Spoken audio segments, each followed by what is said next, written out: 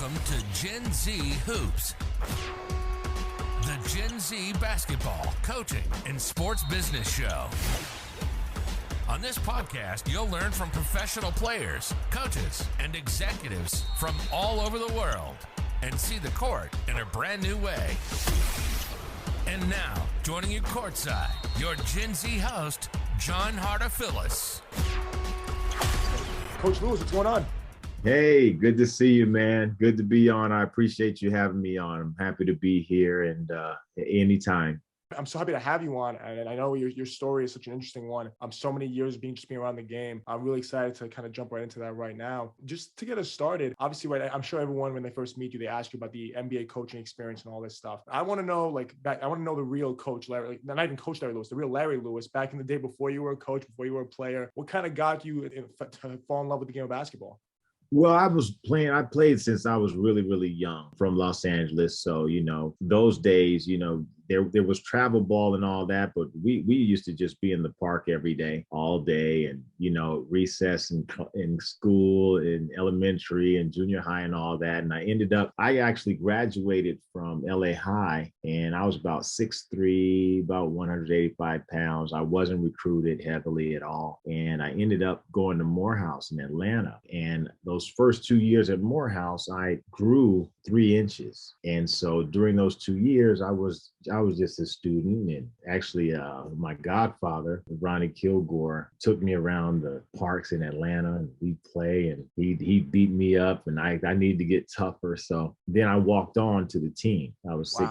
I was about 6'6" at the time, and those 2 years with my godfather and the Kilgore family in Atlanta, man, they fed me. His wife Shirley Kilgore, my godmother, fed me, and he was taking me out. And their son I met through my roommate, and he was from Atlanta, and so his name is Sharon Kilgore. That family took me in, man, and I'm forever grateful for that. And so then I walked on and earned a scholarship in Morehouse, and played 19 years overseas professionally. So, but those 2 years, man, was really important. Family really took care of me.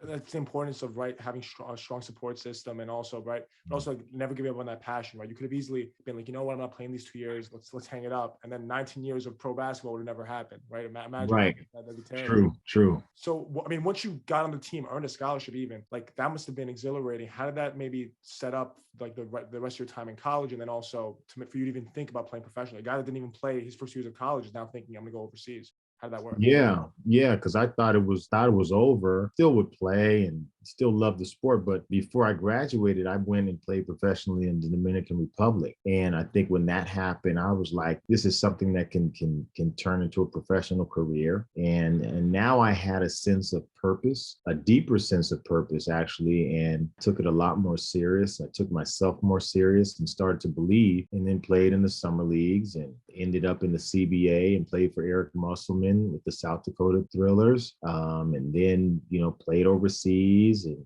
Cyprus was my first job overseas. And then from there, I played in Japan for 5 years, and then, ended up in Spain and Argentina, and actually played in the Pan American Games in '94 for America. So it just it started to become really, really real. And so it just, when God says it's not over, it's really not over. He's got plans for us, Definitely, you lived out those plans and saw them through. So many awesome overseas stops. The one that I thought was super cool was your stop in the CBA, maybe a few years before it eventually became the G League. That to me is so cool. I haven't really spoken to many people. I talked to so many coaches from the G League, but very few that were in the CBA, let alone in both at one time. So what was that maybe like? If you can give us a little bit of your impression of the CBA when you first got there, and I'm sure it might have changed so much since then. Well, there were a lot of NBA guys, ex-NBA players there, and the caliber of talent was just extremely, extremely lifted. I mean, there were a lot of high caliber players, and guys would come and go, and guys that you would have seen in the NBA a couple of years ago, you're now playing against them, and you're like, wow, this guy can really play, and you're on the same stage as them, and it was really challenging. Very serious competition, serious talent level, and learned a lot. So that was a really, really, really inspiring experience. And, if you can survive in the CBA, you look at yourself differently, because that's a big time challenge, big time. I can imagine, right? And then going from there to playing overseas, you had a couple, 1 year, 2 years stints in a few countries, but you stayed in Japan and Spain for a combined 14 years, right? Japan for 4, Spain for 10. What did you like so much about either of those countries that made you stay there for a while? I drew a lot in Japan. So Japan I turned 30 in Japan. Nice. And it was like it's like a brand new planet, really. The culture there is so different. And so I was far removed from what I was accustomed to. And it grew me in a very serious way, matured a lot. And then when I ended up in Spain, I developed some professional habits that I took with me to Spain, and was able to enjoy the career in Spain for 10 years. I have a soft spot in my heart for Japan because of that growth spurt mentally, spiritually I had there. And I think it prepared me for marriage as well. My wife and I celebrated 19 years in June. And I think Japan really had me focus on myself in ways that it's not that easy when you're in a place of familiarity. But when you're in a place of unfamiliarity, you have to deal with yourself, and you have to be really, really intimate with your time and connect with yourself. And that's what happened there. It's fascinating how you can just take a step away from basketball, and there's so many life things you can learn from all these stops, right? I mean, everyone, right, just maybe jumps to the basketball and how many points did you average when you were there and stuff like that. But there's some real life stuff happening at all these different stops you had, which I find super cool. You played very deep into your 30s. How did you sustain it for that long? What kept you going to get to year 16, 17, 18, 19? I met a gentleman by the name of Wayne Alpert when I tried out for Albany Bethune. This was in like 92. Oh, wow. And he couldn't work with me because he was exclusively connected to an agent, and that agent was not representing me at the time. So we ran into each other at the end of my stint in Japan, and I started working out with Wayne. He trained players. That's what he did in Waltham, Massachusetts. And so at this time, he was not exclusively connected with the agent anymore. But the funny thing is that agent was now my agent.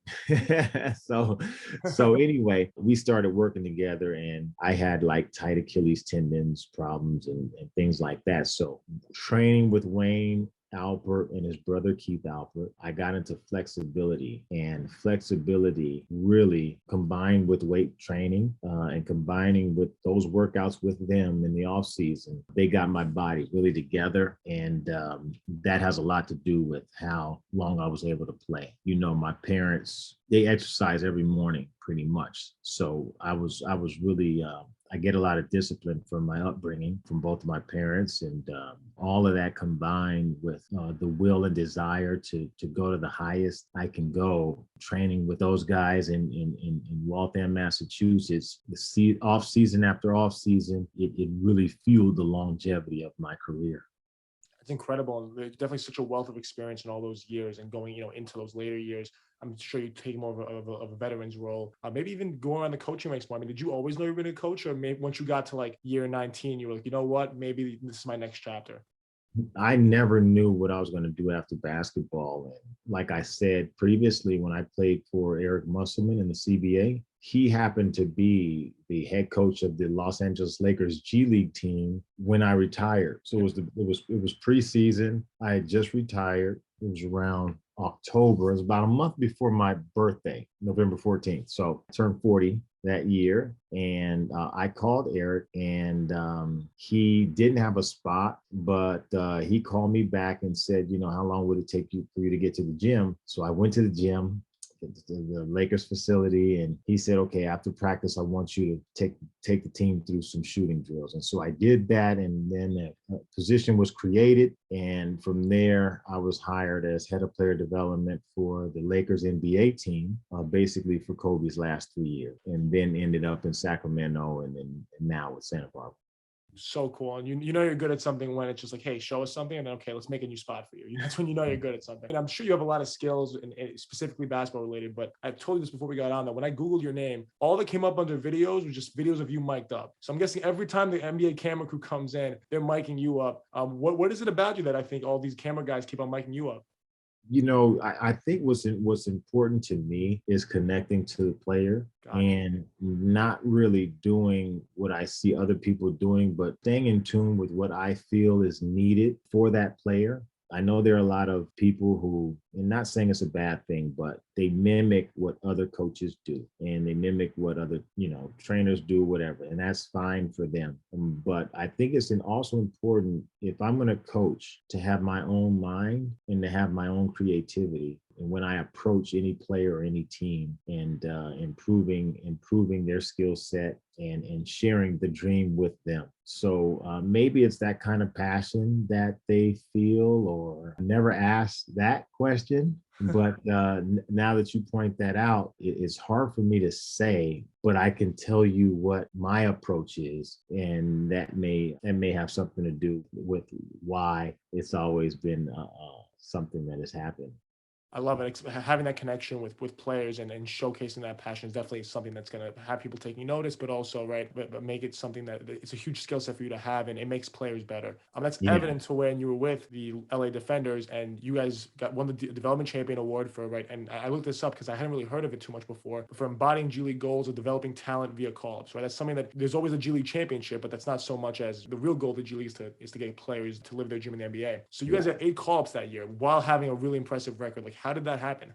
We were really dedicated to the before and after practice development. We had a nice set of players as well. The coaching staff really understood that, the big picture here, of course, we wanted to win games, but we wanted the players to go as high as they could. And that took a lot of dedication, and it took a mindset, because while as coaches we want to help in every way we can, we also had to encourage them to dedicate to helping themselves as well. We couldn't want it more than they did. And I think when players see how much you're into them and what you're willing to do for them and the sacrifices you make, they kind of feel obligated to at least match that sacrifice or match that energy. The good ones do. And I think that's what happened that year. Awesome, thinking about that and how players were responsive and really took it seriously to get to that next level and get those call-ups. So because eight is unheard of, and I thought that was, when I saw that number, I was like, is it 8 real like call-ups, or is it 8 like kind of call-ups, or maybe some of them, maybe some of them, Right. or is the guys get, like, what does that mean? So that's Yeah. really cool thinking about that. And who are some of those guys maybe that you've seen, right, really work hard, get called up and excel maybe once they got there, or that maybe you never thought would get called up, but they worked really hard and they did that? Yeah, well, Gerald Green was on that team. There were a few other players that actually ended up overseas. So like the call-ups were great, and that's a big deal, right? But the ones that ended up overseas, those are success stories as well. But I think Gerald Green is the biggest name that I can think of from that team.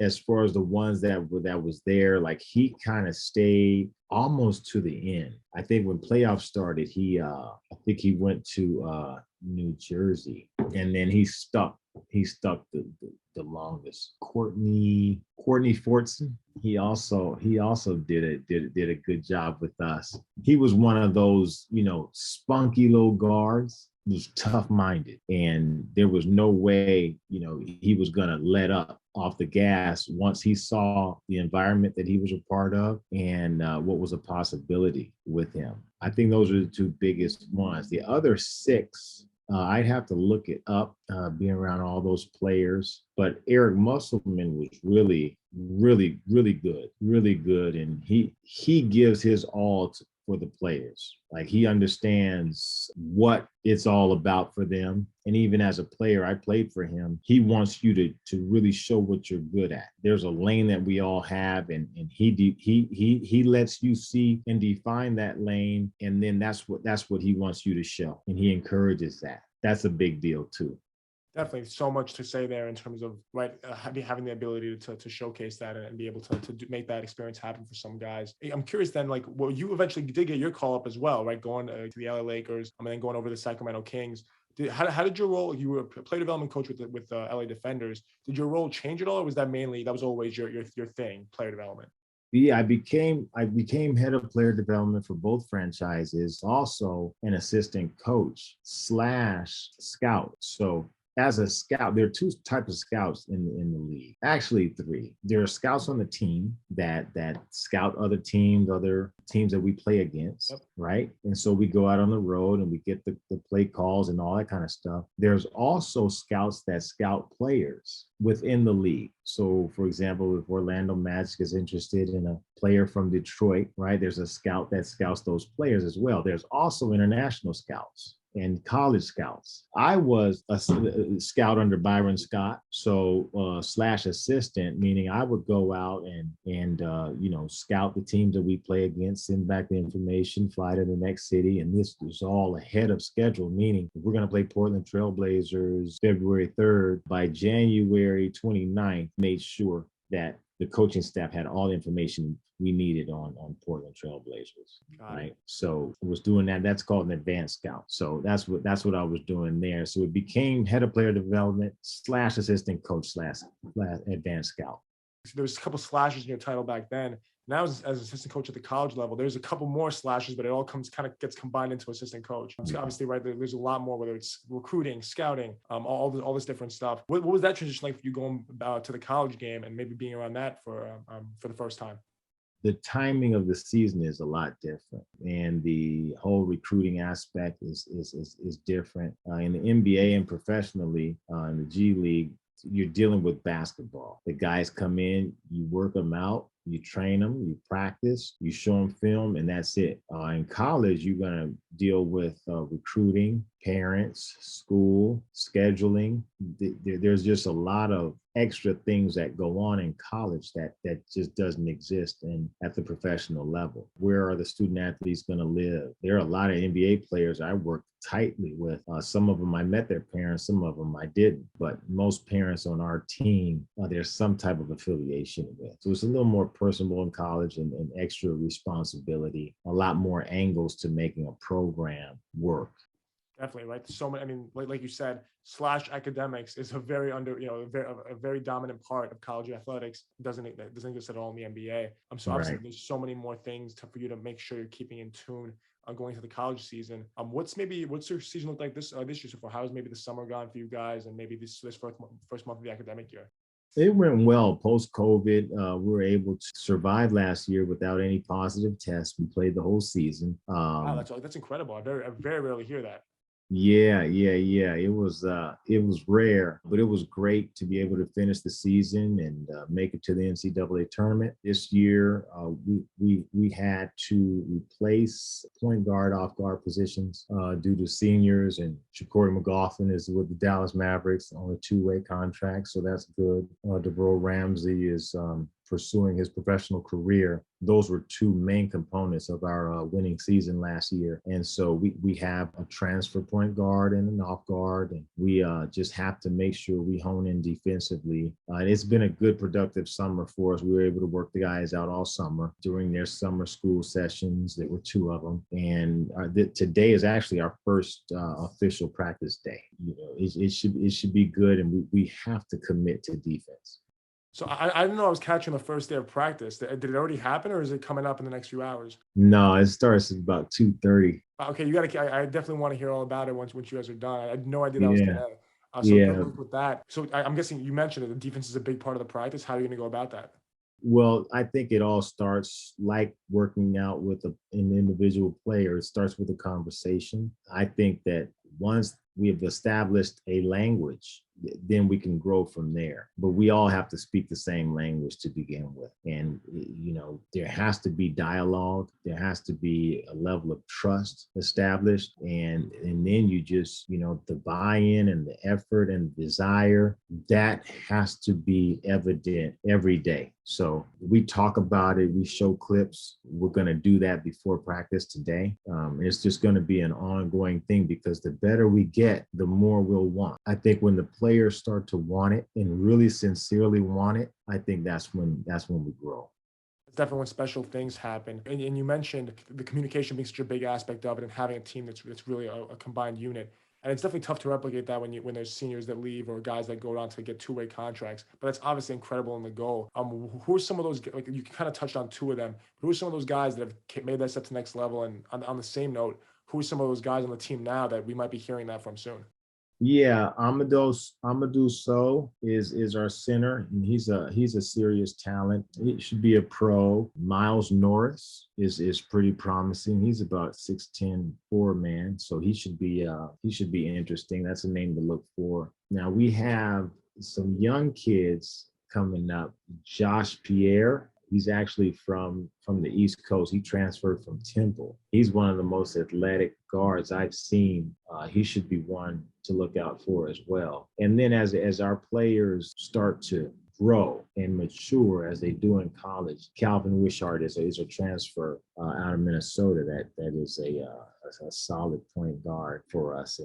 And all of these guys have to step up their game every day and every year and not wait till it's time to either be a part of a professional roster or try out for a professional roster to start thinking like a pro. I think they should start thinking like a pro today and let everything else catch up to that later. And I just think it will make them better players. They'll be more responsible. They'll respect the sport in a different way and respect themselves in a different way.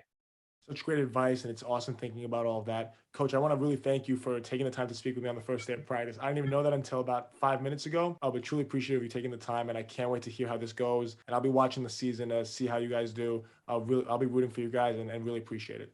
Hey, anytime, man. I'm glad we can make this happen. And, hey, anytime. Let's do it. Thanks for listening to Gen Z Hoops. Make sure to follow, like, and subscribe on Instagram, LinkedIn, and all major social media platforms at Gen Z Hoops. You can tune in and subscribe on Apple Podcasts, Spotify, YouTube, and every other podcast platform on the planet. Get ready for the next episode.